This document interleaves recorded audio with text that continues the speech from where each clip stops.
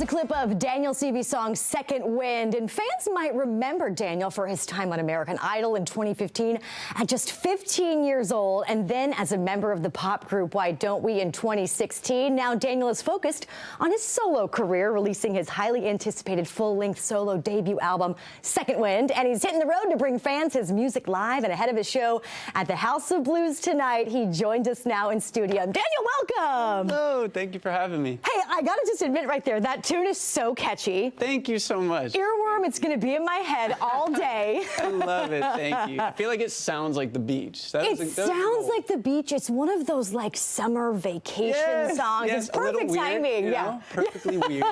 Thank you. So I want you to reintroduce yourself for our fans and for Houston Life viewers who may not have heard your music before. Maybe they were fans of Why Don't We? But like, what does the rest of your sound like? You know, it's kind of all over the place. I'm such a nerd when it comes to music that I kind of am a bit directionless at the time, but I do love like weird, fun pop rock sort of music, so it kind of lands in that world.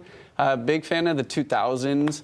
But this is my debut album, and I just wanted to have fun with it. And I think that's the best way I could put the album, is it's just a ton of fun. Yeah. There's some sad songs on there, too. You gotta I'm sorry. Songs, you know?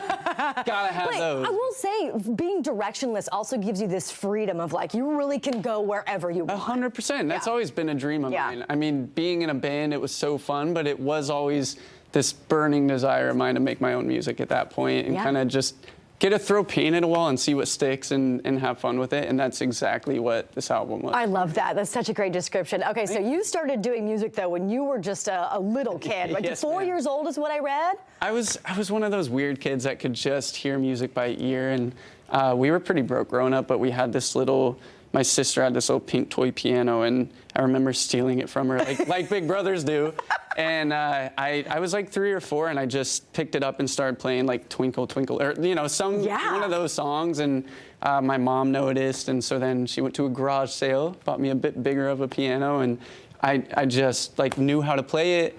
And that kind of branched out. I started playing the cello and all the weird instruments and drums and bass and guitar, and I was one of those weirdos. I don't qualify that as being weird. I qualify as being very talented. Thank you. Yeah, and then so for you to go and take your music abilities to American Idol, like what steered you into that direction? I mean, I had amazing parents, and they really encouraged me to follow my dreams. Yeah. And again, it was just a part of me I grew up doing. I don't think I even realized at that age that it could be a career path or what a career path was. I was just doing what I loved, and I'm somehow blessed enough to still get to do that for a living. And so I've just been chasing my love for music. That's all it's been, and I've just been blessed ever since. Hey, you did some time on the road with Benson, Boone, Dean Lewis. I have to ask, now that you were on your own solo tour, what's the biggest difference being the supporting act and opening for these big shows, and then being the big name of the show? I mean, I was very taken care of on both of those tours, and those are good friends, and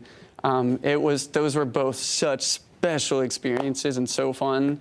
But being in front of your own crowd, immediately the difference is just the noise and them singing along with every single song. And I mean, my album's only been out about 2 weeks, and they knew every word last night. It was the perfect start to a tour. If every show is like last night, I'll have the best tour of my life. I mean, that has to speak volumes of your fans knowing your music already, right? They have no idea how much it really means to me. That's so amazing. They're changing my life. They've changed my life before, and they're doing it again right now. That's so great. It's so special. You guys, Daniel, you're going to be at the House of Blues tonight. Yes, it's only the second night on the tour. We're flattered that you've gone from Dallas and now to Houston. What can fans expect from this live show?